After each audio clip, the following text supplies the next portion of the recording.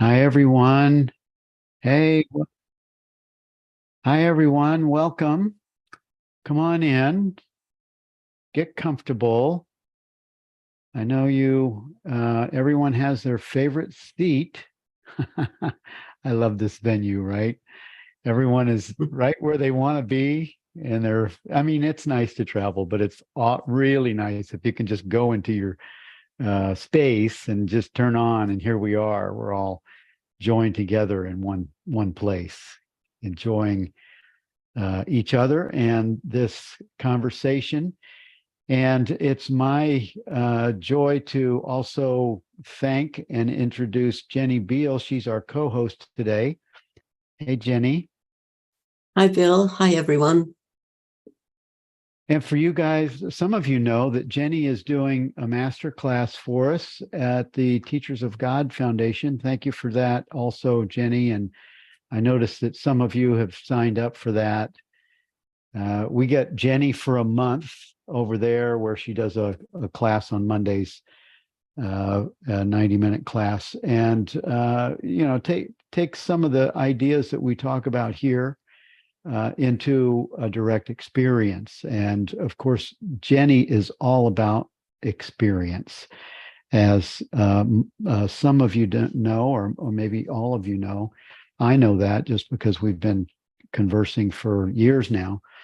And I'm super happy to have her available as our as a someone who really has been studying these ideas for a long time, who can gently, and I say that with the literally, she's this total gentle pointer and teacher, and doesn't claim to be a teacher, but she is.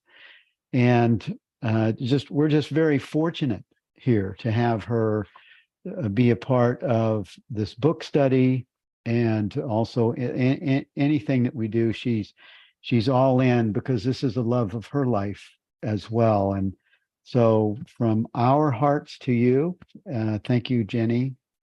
And thank you for inviting me. You're welcome. So we're looking at the Discourses again. Most of you are familiar. We're looking at 241 to 250, and I'll just be quiet and invite you to lead the way, please. Okay, well, let's start with 241, how to impart enlightenment. And he says, the ignorant man alone is to be enlightened through logic and argument. The ripe aspirant is to be enlightened only through tattvas. Now, tattvas are statements about reality. So statements such as there is only one consciousness, that would count as a tattva. And the reason he says this is that logic and argument are needed to dismantle or debunk beliefs. So the ignorant man will have fixed beliefs, and you'll need logic and argument to disabuse him of those or her of those beliefs. But if you're in complete openness, without beliefs, then just a simple statement about reality can, in some cases, just suddenly lead to enlightenment. And that's really what he's saying. So that would be your description, or your openness is, yes, that's the ripe. Yes, that's the ripeness. Yes, yeah. The absence of belief. Yeah. Right. Yeah. Mm-hmm. It seems that we come with a curiosity, and then the curiosity maybe finds a glimpse, or finds something is like, what did she say? What did he say? Or, that curiosity turns on a light bulb. And then desire kicks in. The ripeness is online, so to speak. Yes. Yeah. Yeah, that's great. I love to see the ripeness uh, uh, uh, uh, j- come online kind of in that way. It's really amazing. I was saying before we uh, uh, started recording that we're filming for part two and part three of the next two documentaries. I filmed Helen Hamilton and Victoria Ukachukwu over last weekend, and the common thing that both of them said in the interviews that were the same. They both had 2-hour interviews and they were fantastic. But the common thing that both of them said when I was asking them about staying awake was that first they used the word vigilant, and then they both backed off of that word and used the word alert. One needs to be alert, but it's not a doing, it's just a being, alertness. And I thought that was interesting. That sort of speaks to the ripeness or the openness that you described. Yes, yes, it's alert without trying. It's effortless alertness. In other words, a natural alertness. And often, I think what they possibly mean by alert is certainly not a word I would use. But I think what they possibly mean by that is that you notice when ignorant thoughts or ignorant feelings arise. There's a kind of noticing. It's Yeah, actually, one of them did move the emphasis to that word. mhm. Yeah. I think that's I would use that as a more accurate word. And that's the word that Jean Klein used also. Right. Yeah. Noticing is Mhm. passive, Yeah, effortless. yes, yes. Right. That's Cool. right. Mm. All right. Yeah, the word tat tattvas was that was the meaning of the different uh aspects. It just means a statement of, about reality. Really, there's all sorts of statements that a sage will make about reality. Awareness doesn't come and go. Awareness is unlimited. All of those would be modern examples of tattvas. An old example of a tattva would be something like everything is Brahman. Um, Right, the right. world is illusion. Any of those very significant statements will count as a tattva. Okay. Yeah. Cool. Well, you want to move to 242? How to meditate. Yes, yes.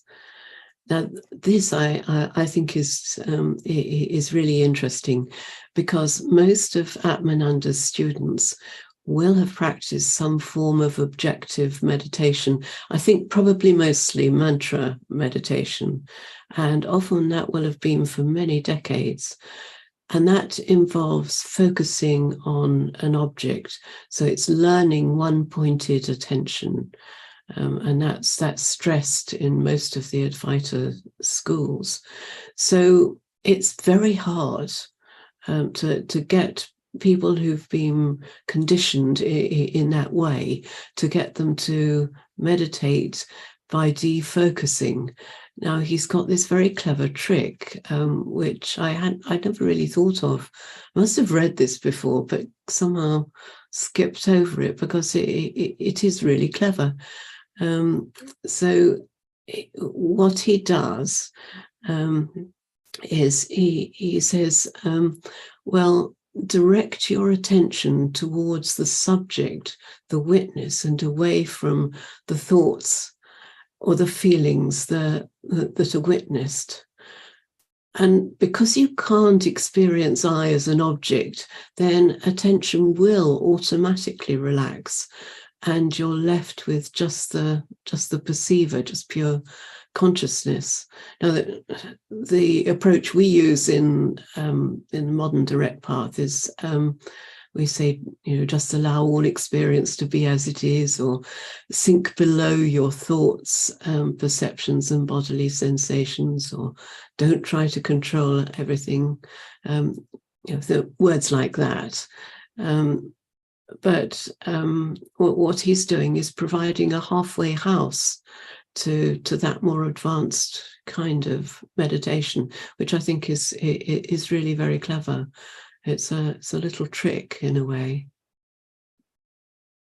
His little trick to get it to just to happen. Yeah.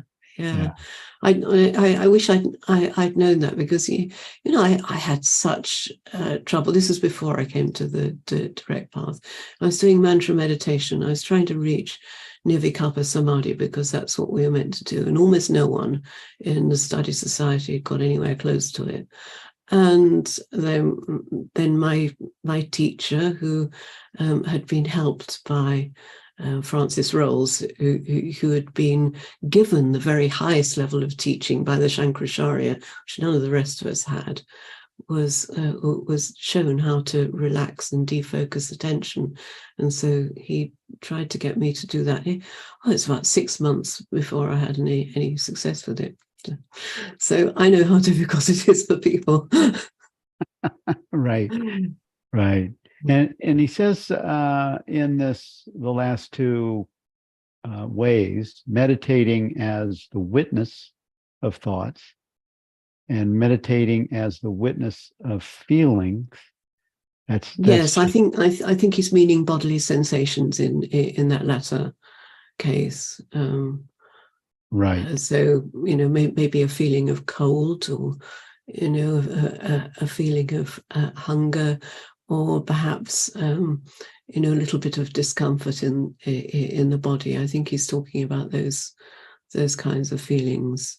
So it's kind of two different channels. You can do either one or the other. If you're focusing on, if you're looking at feelings, then you're not looking at thoughts. But what he's saying is, then don't look at the feelings or look at the thoughts. Just look at the witness of those. Just turn your attention to the witness of those, and then that you find that attention just dissolves. Yeah. It's very clever. Yes, it is, and it's a laser sharp kind of a focus, or a laser sharp kind of a pointing. It's defo. Yeah, it's yes. His focus is laser sharp, but the meditation is defocusing, and that's the hardest thing to get across to people. Yeah. He was an amazing teacher. It must have been. I mean, to watch him and to be with him, it must have been like incredible. Yeah. Yes. To be able to capture all of these kinds of ideas also. Yeah. Yes. Well, let's move to 243. What is the significance of the sahaja state? This is awesome. Yes. So he says you are established in what is really meant, or what really happens when you say that you know or that you love. By knowing or loving, an object is actually brought nearer and nearer to your own self, until at last it merges in you as consciousness or peace. Love and consciousness, pure, always annihilate the ego. And we all know this, because when we fall in love with someone, there is a merging, isn't there?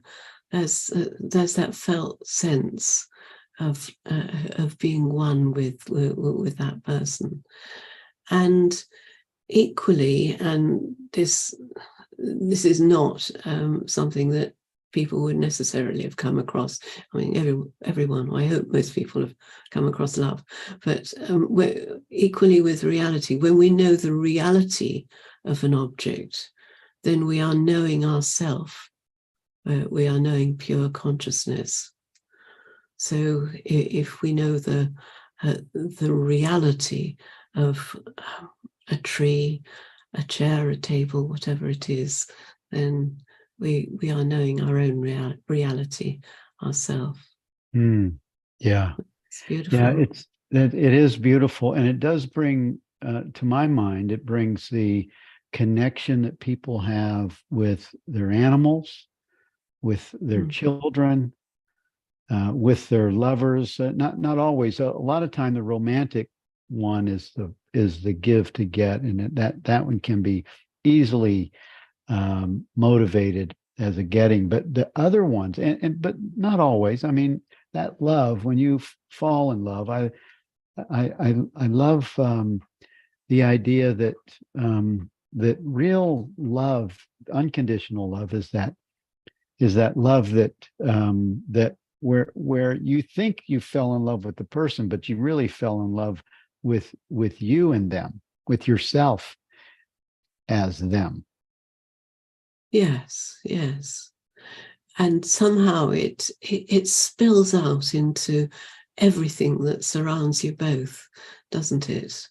You know, and you walk down the street hand in hand, and everything is shining. That's love. That's real love. I see that, yeah, and I haven't seen you in person with Richard, but you guys seem to have this like total connection of like that. Yes, yes, we do. Yeah, yeah. I can see it in your interactions over the years. Andrew has a question. When meditating and you reach deep peace and perceiving and perceive disappear, what comes next? Well, is there anything that that comes next? Because perceiving, so that's the objects that disappears, and the perceived merges in that, and that also disappears. So there really isn't anything to come next, and that's what's described as consciousness without objects, and it's often described as falling asleep while remaining awake. Nirvikalpa samadhi, another Sanskrit word for it. It seems like, and I've heard this before, it seems like the mind is looking for what's next. It's looking for like something to happen. And because it captures that with a thought, the stillness is missed. Well, yes, that's so important, Bill, because what often happens is that people have an expectation. So they think, I'm going to sit down to meditate and I'm going to get into this wonderful state, and maybe, just maybe, I might get enlightened. And this will prevent any kind of real meditation taking place at all, because real meditation is without any kind of expectation. Yeah. Good question, Andrew, as usual. I love Andrew he always has these awesome questions. Good job, man. Thank you for bringing them.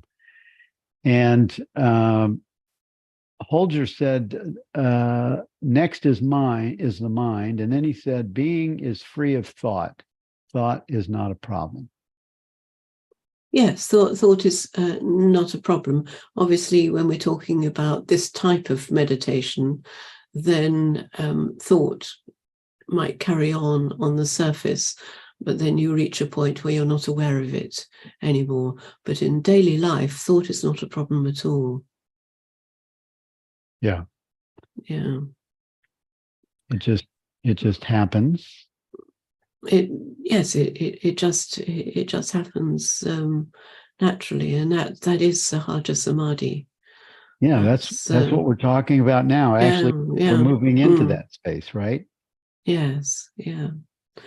And he says, even after realizing that what you have seen is a rope, it is quite possible to see the snake in the rope with all its details, but you can never be frightened by that snake because you know full well that it is your own creation. And that's how Jnana in the Sahaja state sees the world in the self, but is in no way affected by it. And what he's saying is you can use our conventional dualistic models of reality in everyday life. You can relate to tables and chairs as tables and chairs, but at the same time, you know their reality as your reality, as consciousness. Right, right. So I'm going to play with you just a little bit with this question, Jenny. What is it that you see? What is it that I see right now? I have a computer screen in front of me. I've also got a keyboard. On my right is a mug of tea. On my left is a ring light and a microphone. And on my lap are the spiritual discourses, which if I look down, I can see. And I can see your image and my image and everyone else's image. Fun. Yeah. Okay. So that was just I'm having fun with that question because it's not extraordinary experience in all of the activities of the person, the phenomenal experiences, they still happen. Absolutely. It's what the mind does. The mind interprets our experience and it uses models to do that, most of which we have acquired quite early on in life. So there's nothing wrong with that. But at the same time, it doesn't mean that you don't realize that all of these things are emptiness. They're just space. And at the same time, that space is myself. There's no separation between me and the screen in front of me or this keyboard. Yes. Yeah. Yeah. Yeah. That was great. Thank you for sharing that.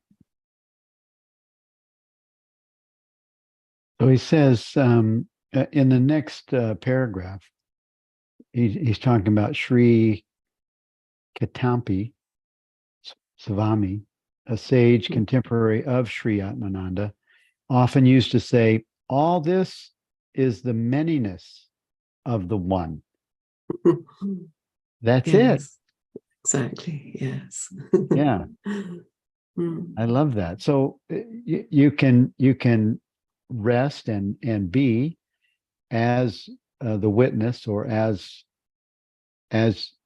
you, and all of these things happen and you still don't leave you. Yes. Yeah.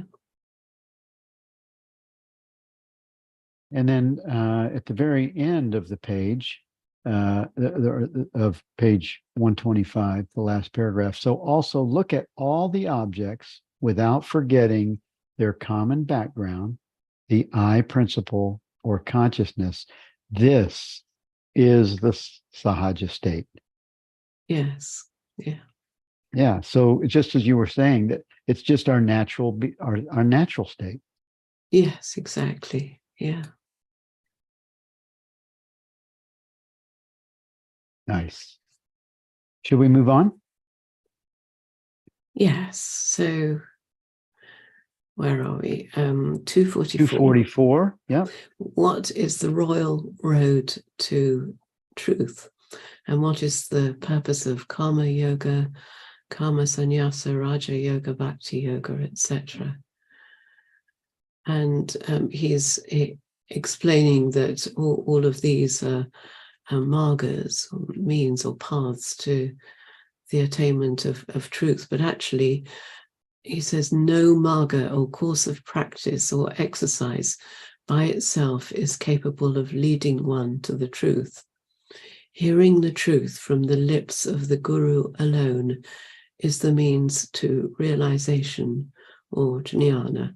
That's the royal road to truth. So he's saying practice isn't enough. It's that direct transmission from a teacher that's needed.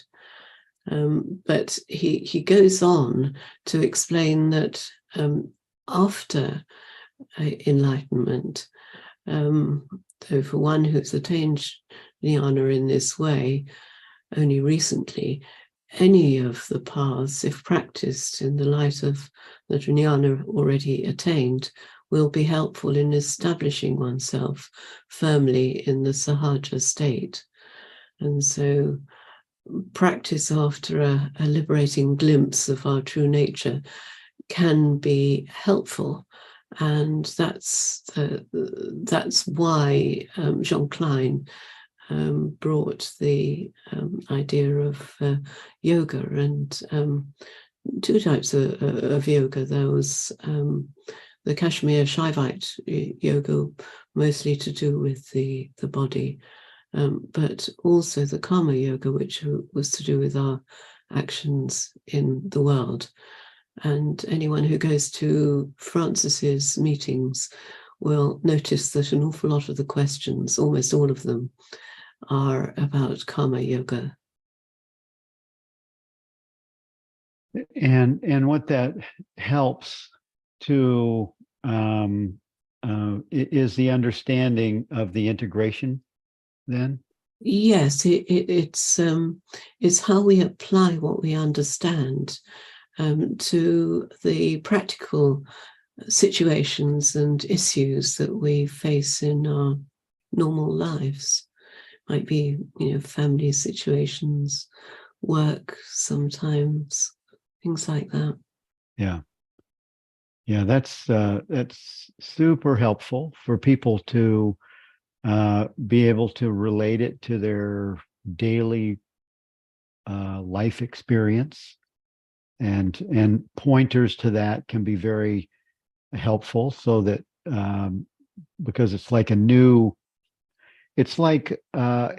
learning how to live again, learning how to be in your everyday life and still nurture your awakening, still Yes, be yes, the awakening. exactly. And sometimes it's things like, how can I talk to other people when I know the truth and they don't? And and it's seeing that there isn't any knowing of the truth in that kind of way, that no words can express truth, but that you can still express truth through your interaction with them. Yeah. Now, I've heard karma yoga as almost like a volunteer kind of a work experience where you can go to an ashram, you can join their karma yoga team and help you in your awakening experience. Yes, but he's saying that it's not actually going to help you in your awakening experience. It will prepare the ground, but it won't actually get you there. That it's really after your awakening experience that karma yoga is helpful, and it's better in your own life rather than going and working in an ashram, which is maybe in a totally different culture, in a different country, a different different culture. I mean, certainly you might learn a lot that way, but I think better focusing on your own way of integrating your understanding with your own life. Yeah. Yeah, I didn't have a great experience with that idea. I found I was getting a little bit upset. Maybe I was having, I was finding where I had resistance for sure, because I a lot of the things that communities bring are not always in line with with the way I operate. So I Yes, don't like to yes. share my towel with other people, and you're so it might bring up some of your preferences that you can see the energy on the trigger, but then still go back and get your towel and use your own towel, right? They're perfectly valid preferences, Bill. Right. That's funny. So it says in the last paragraph of this 244, to become established in the witness, the independent existence of objects has to be denied in full. This stand alone is complete. Looking from this stand, all attempts at doing good to humanity in this ephemeral world become quite meaningless. Yeah. Yes. So you were just demonstrating a few minutes ago, just being established as the witness, and nothing needed to change or be different, and the witness stands. Yes. Yes. Exactly. The the objects are unreal, or they're a dependent reality is another way of putting it. And it's important what he says. All attempts at doing good to humanity in this ephemeral world become quite meaningless. Trying to save the whole world, it does become meaningless. But what's meaningful is in any one situation in which you find yourself, that you act in a way that is in line with what you understand, and you act universally. So what does the universe need from me now in my current situation? And Right. just asking that question. Yeah. Yeah. And Amy said, hearing the truth from the lips of the guru alone is the means to realization. Tom Das speaks of Ramana M as his guru, but of course he doesn't literally speak to him and never has. So are we to understand that reading the teaching, practicing the teaching of the guru is the same as hearing the truth from higher lips, or his or her lips? No, it isn't. Francis has talked about this many times, actually, and particularly in connection with Ramana Maharshi, because his books are so misunderstood by pretty much everyone who didn't actually spend a lot of time with him, and by some of the ones who did. And Francis has gone into detail explaining what Ramana Maharshi was really talking about, and a lot of the practices that they do based on those books, and the books were translated, and that's half the problem. That the books were all translated, and they were translated by people who were not fully established in their understanding. So it's not enough. When you go to a teacher who's reasonably well established, you there's something that I don't like the word transmission, because I feel it more as a sharing of the space of understanding. But that's what happens. You can't do that with Ramana Maharshi. Right. Yeah. And you can't do it with words that were translated by someone else. And the translator, was the translator was the translator awake? Was it understanding the transmission as it was being translated to a different language? And also Ramana, he, even though he was a unique sage, he was an ascetic. So how can he speak to the life, really direct experience of someone that's a sage, that's a householder?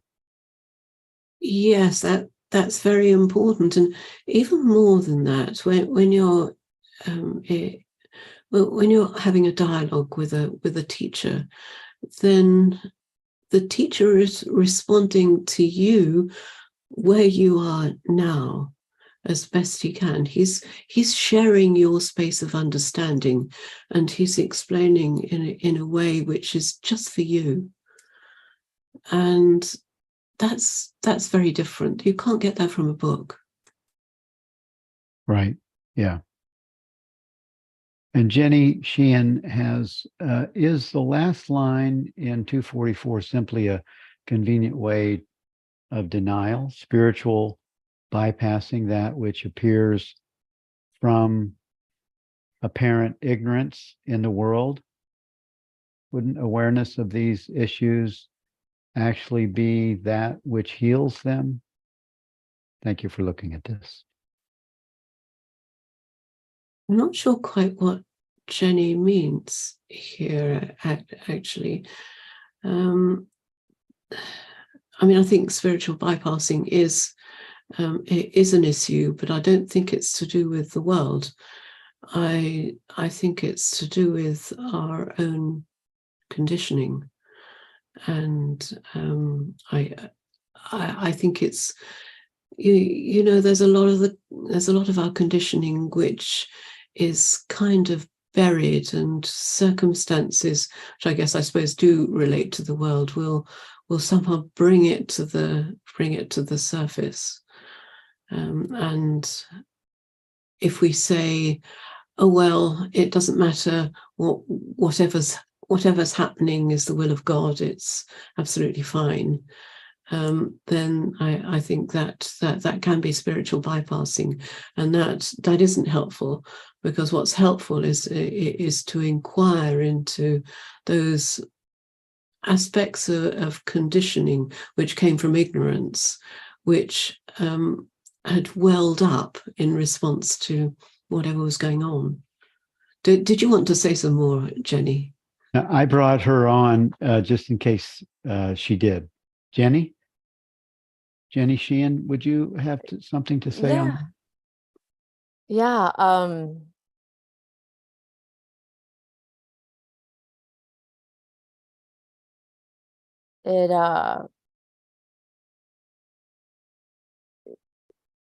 Just in a space of certainly that is me, and taking responsibility for how does that play out, whether it be hate or just for an example, and take responsibility for it, and using that for dissolving of the ego. In the moment, it's possible. Well, no, if ego is present in the moment, then it isn't possible. But if you're standing as awareness in the moment, then yes, you do have responsibility, but only for now, for absolutely now, this split second, this moment right now.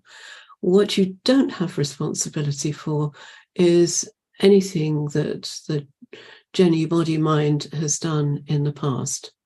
that you don't have responsibility for at all, because you didn't choose it. It was chosen by the universe. It was not. There's no you to have chosen it. But now, if you're standing as consciousness, then universal action is open to you. Action which is in line with your understanding. Action is in line with that's in line with harmony in the universe. Is open to you. It's available, but only in the now. Thank you. There's a hypothesis forming that, and probably because of starting with a Course in Miracles background, that the lack of talking about issues, and is difficult to do, that are going on in the world, the lack of opening and discussion about it closes awareness of what's going on and prevents, the contractions in consciousness on a universal scale or humanity scale from actually the kinks getting worked out of that. But Jenny, in most cases, there's not an awful lot that we, as individual body minds, can do about the things that are going on in the world. There are some things. I mean, for example, we can vote when there's an election. That's an obvious thing, and taking care to choose the least worst option, which is usually what it amounts to, is in line with truth. There may be some opportunities to, I don't know, take in Ukrainian refugees or something to help in a very practical way, very directly. But for the most part, yes, we can't. We don't have responsibility for what is going on in the world. Awareness has responsibility, but we as this body mind can't act in a way which is going to make any difference. I mean, there's nothing we can do about the war in Ukraine. There's nothing we can do about Putin. He's there. Yes, and it might be the eternal positive optimism, but I do think just simply by being aware of issues, they will change. That's all we have to do, is be aware of things coming up within us, notice. And the same needs to be, need is not the right word. I just, like I said, yes, the eternal optimist.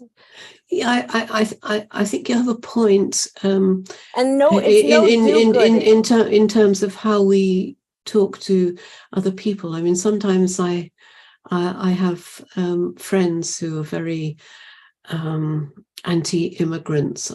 There are a few people, neighbours around here, who are like that, and then yes, I do explain things to them. I do try and bring them to a different point of view. And if they did change their point of view, and if they managed to change other people, then you're absolutely right. That could ripple around the world. But to sit watching TV and looking at all the horror and saying, I've got to be aware of this, I've got to be miserable about this because all of these awful things are happening in the world, that's not helpful, I don't think. Well, I think that what might be helpful in that would be just looking at your own energy, your own internal response of guilt or feeling sad or over excitement or whatever it is just looking at your own experience is the primary role that you have as consciousness that is aware of the experience, is just seeing the body mind's reaction or response and resting as the witness of it. Yes, I mean, Jean Klein said, before you try to save the world, first become established in your true nature, then have a look and see if there is a world to be saved.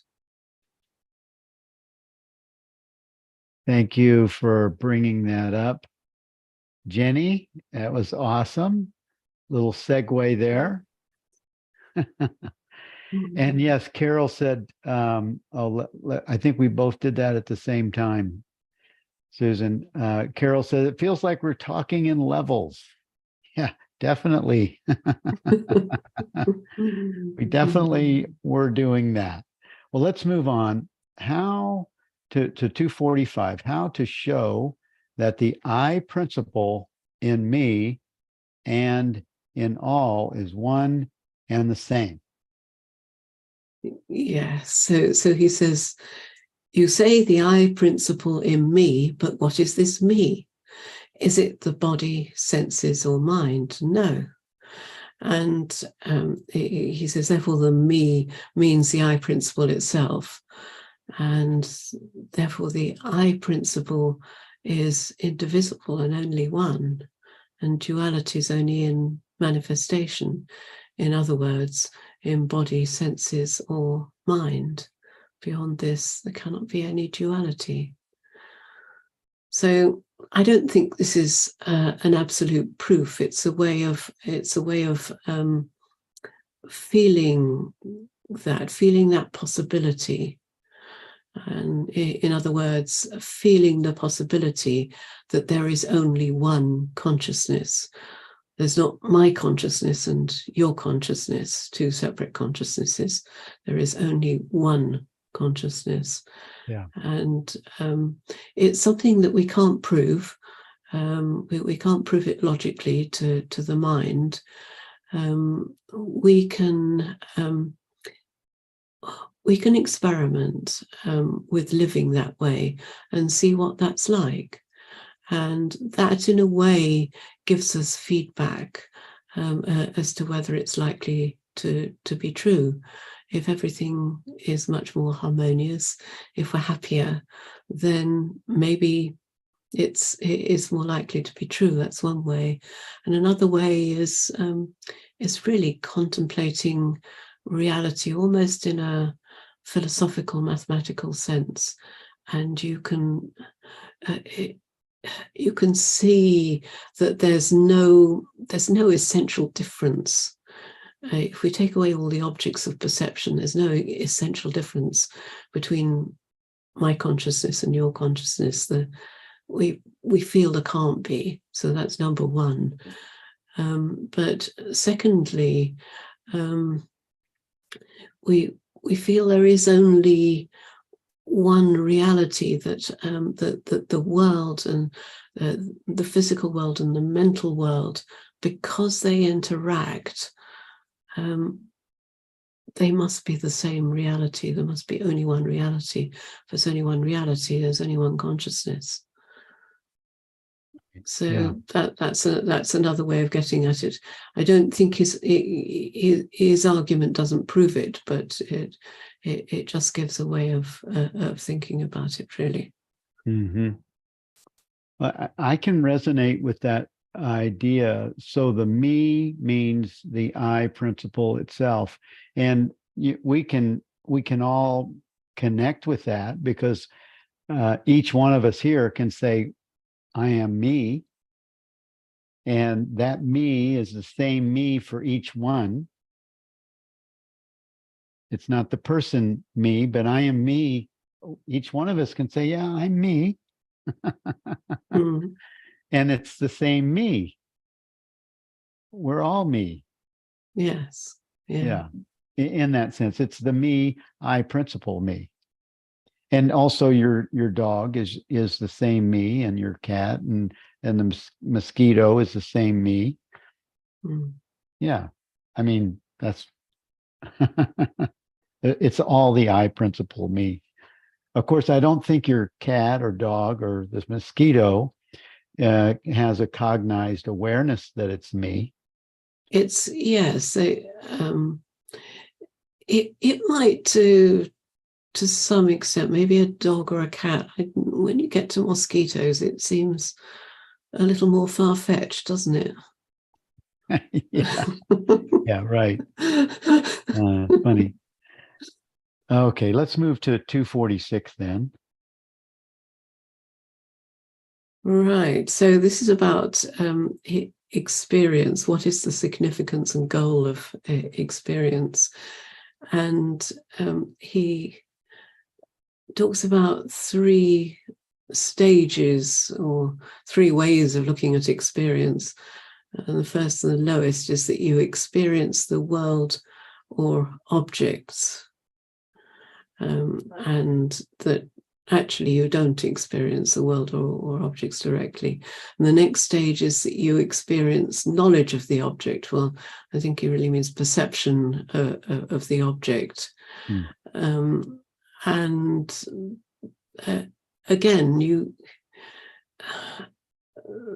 that sort of collapses if there are no objects.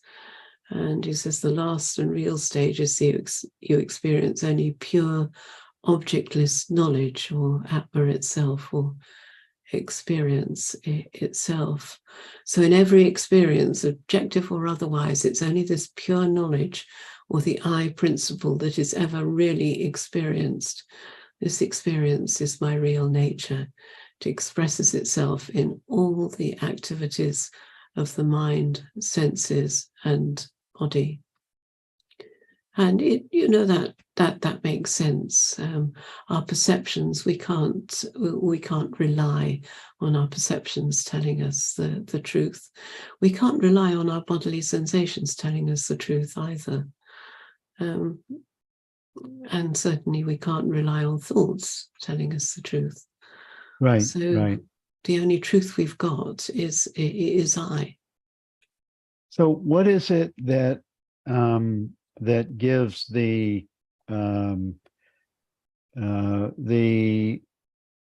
feeling when we feel this is the right, this is right, when we feel into the movement of the body mind, where is that feeling coming from? When we're perceiving the mind moving and the body moving, where's that perceiving come from? Well, the ultimate perceiver is consciousness. Right. That perceives everything. When we just know that this is the right next move, this is the right next decision, it's a feeling that comes without having any yes, that comes, every thought comes from consciousness, but if we're living in openness, then somehow that the thoughts that might arise are not really constrained in the way that they might normally be by our conditioning, or they're less constrained by our conditioning than they would otherwise be. So there's more opportunity for more ideas to come from the universe, and there's equally more opportunity for us to say, yes, that feels right. So there's that openness there. Yeah. He says in this second to the last paragraph, if you forget the real nature of experience and then view the realm of the mind and body as such, everything there will appear independent and real. But if you look at everything without forgetting the real nature of your experience, everything will appear to be nothing other than experience itself. Yes, and that's the Sahaja state, isn't it? Yeah. And so that's the operate, it's sort of like the operating system that, and these are just my way of saying it, the operating system that seems to come online, and things just, there's movement that happens. Yes. Yeah. There's a saying, I like this. There's a saying that the damsel of Maya never dares to appear before anyone who knows her. Likewise, objects will never appear as objects to one who knows them to be real experience, or Atma alone. Atma alone. I alone. Yes. Yeah. Right. Mm. Yeah. So it's kind of, he kind of just summed it up right there. Yes, Right. that's right. How to destroy the illusion of objects. Yes, so he gives two different approaches. Destroying the immediate object alone, so seeing that a particular object is an illusion. So it could be quite a big object like the world, or it might be something smaller.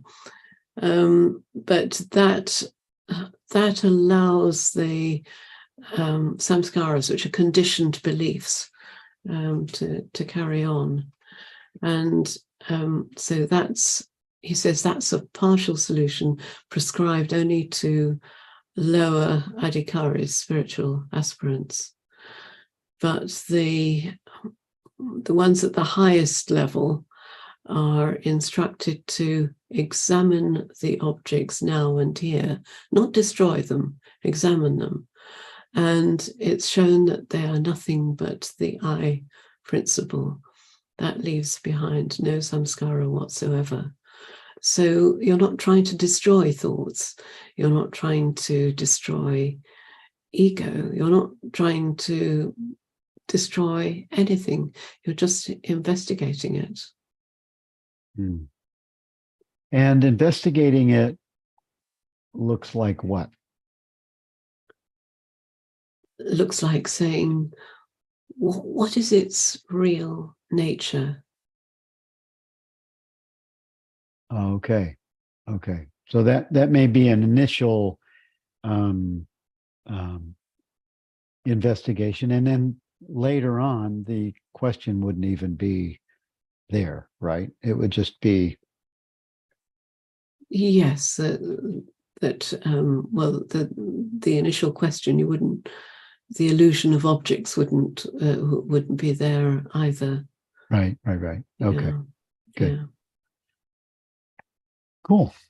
All right, let's move to 248. How to think about the absolute. Yes, this is lovely. He says, strictly speaking, it's impossible to do so. And spiritual sadhakas, students undergoing training, are often asked to think of the absolute. And that was exactly what I was taught when I was at the Study Society. Well, they said we were told to think of Paramatman all the time, and Paramatman was the ultimate God, the ultimate I, universal consciousness. And you couldn't really do it. So he's quite right about that. And he says you need only to eliminate yourself from all that is non-Atma. And when that's done, your real nature as Atma, which is self-luminous, shines all alone in its own glory. And what he's referring to here is the neti process. So you eliminate everything which is not myself, the body, the mind, the world, and so on. And then he says later on, that Shri Vijayaranya's exposition of this truth takes you only to the tether end of witnesshood and leaves you still as a witness. Now, I think he was probably referring to Madhvacharya, because Shri Vijaranya is often confused with him. And Madhvacharya wrote a famous text called Tattvavada, which is a dualist text, it's duality. So that really makes sense that if there's still witness and witnessed, which is really what Madhvacharya is saying, then you are still in duality. So, Right. Yeah. He says you should go even a step further beyond the witness to the ultimate reality itself, proving there is nothing else to be witnessed, and you are all alone, the absolute. Behind the witness. No, the witness is gone.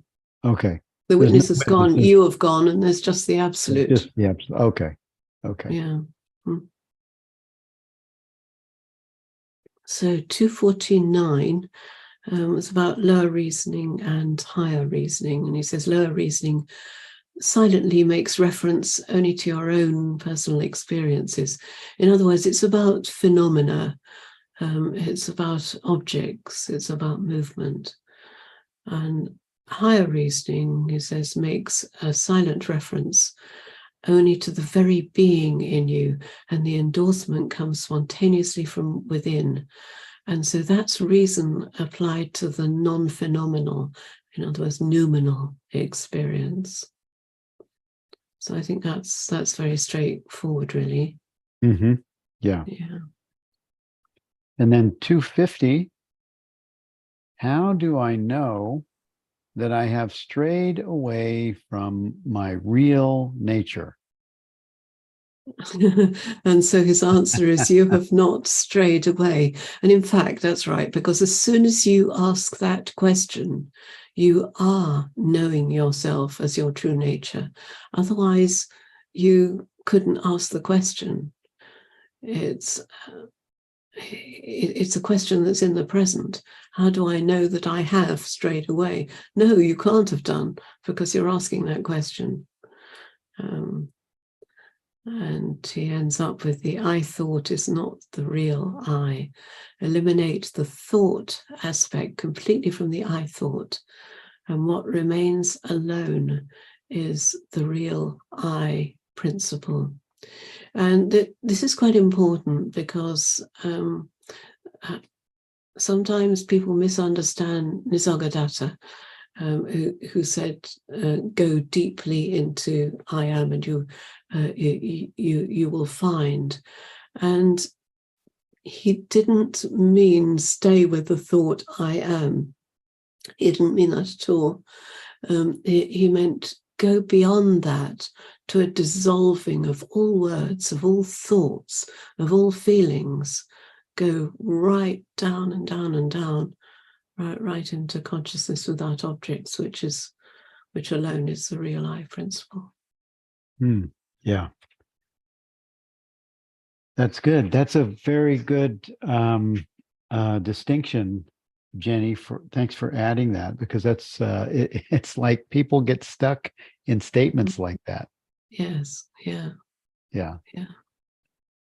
And let's see. Amy said this instruction is illuminating for those who might tend to follow Rupert Spira's instructions to use the I, which he says is the holiest of things, because one must be careful not to make the I an object.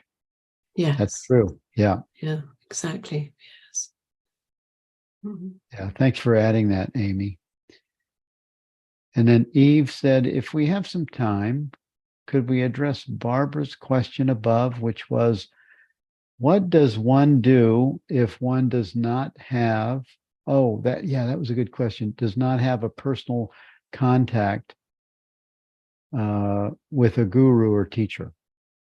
Well, there's no reason not to have personal contact with a guru or a teacher. There's enough of them about, and it may not be possible because of where you live to be in physical contact with them, but having contact via a webinar is perfectly possible. So Francis does webinars. They're not well timed for Australia and New Zealand, but for most other places. Sometimes they are actually, just occasionally, and I try and highlight that to the people on my Facebook group if he's doing one which is going to be timed for Australia and New Zealand, because they tend to miss out a little bit. But there are other opportunities. There are teachers in Australia and New Zealand, so there's no reason. You just look around and find someone that you resonate with, someone that you feel can answer your questions in a way that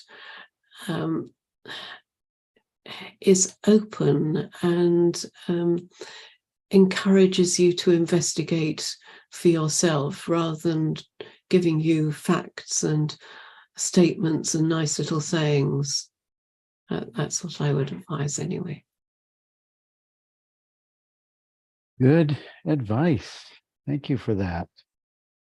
Are there any other questions? Any hands want to, anyone have any other things they want to ask or make comments? Otherwise, we will close the meeting. And okay, Andrew. Hey, Andrew. Good to see you, man. Welcome. Oh, you're muted, Andrew.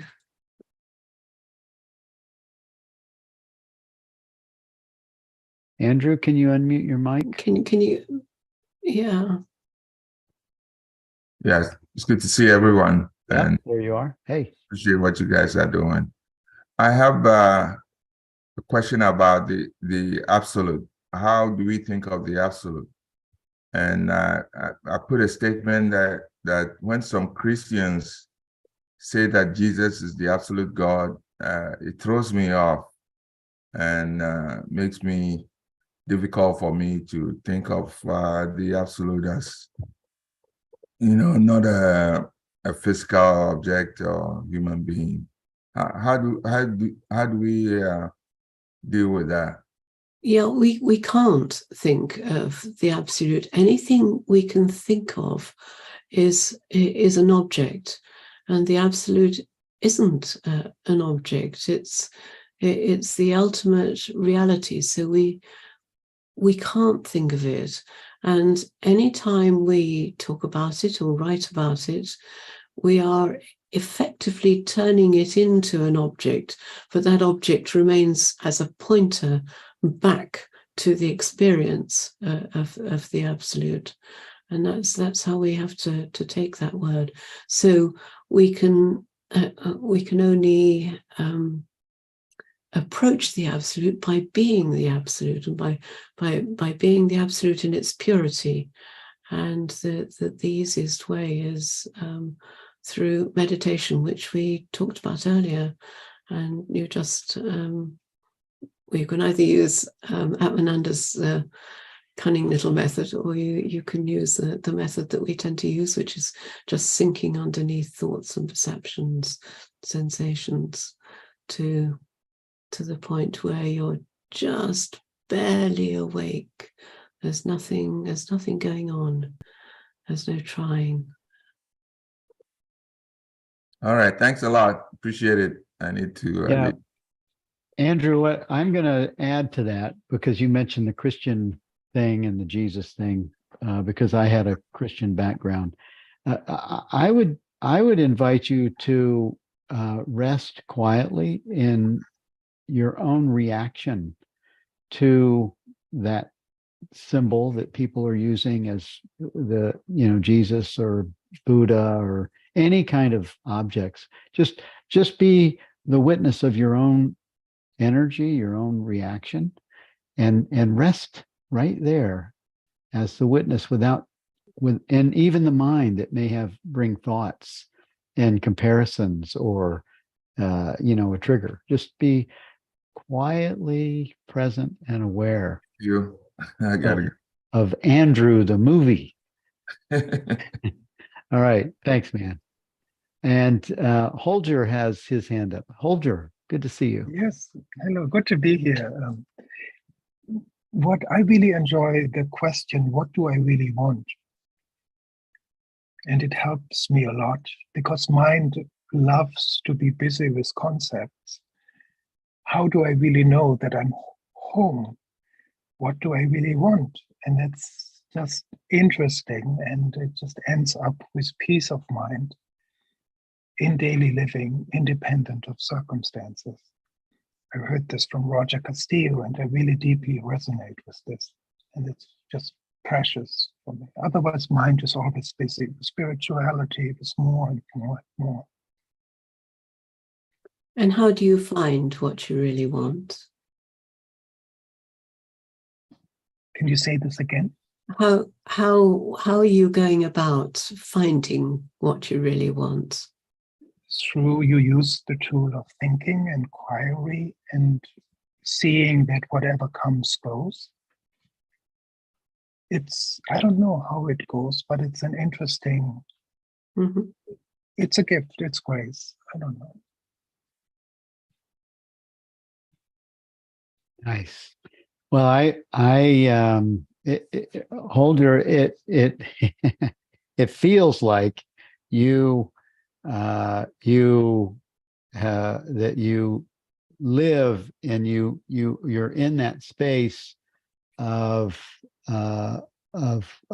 being present and presence, and so you're actually demonstrating what you really want is your true self, your true nature. Thank you. It's beautiful, but it's not a space. It's the most simple and natural because only the distraction is taken away. Only the false identification with a mind-made me is seen for being fake. It's totally normal and natural. It's not a special space. It's our true nature here and now. Yeah. And deep gratitude for this meeting. It's amazing. Yeah.